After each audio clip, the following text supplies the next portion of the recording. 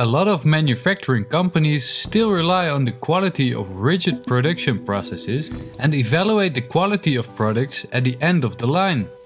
Throwing away and reworking products because they do not pass quality inspection currently results in high costs for companies due to wasted value-added time or resources. To prevent this from happening, they need to detect and correct failures early in the process chain. Integrating a predictive quality control system could help them in preserving the product's specific properties and quality.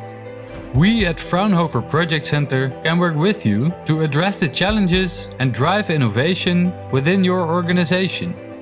Inline quality control analyzes the current situation of a process using robust control and machine learning methods to deliver consistent results.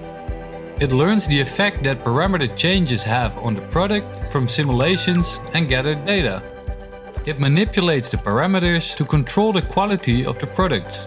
Instead of variable results in your production process, inline quality control takes care of your products by making the quality consistent. So, inline quality control will prevent the products to be rejected, will enable cost reduction and optimizes the resource usage to minimize waste.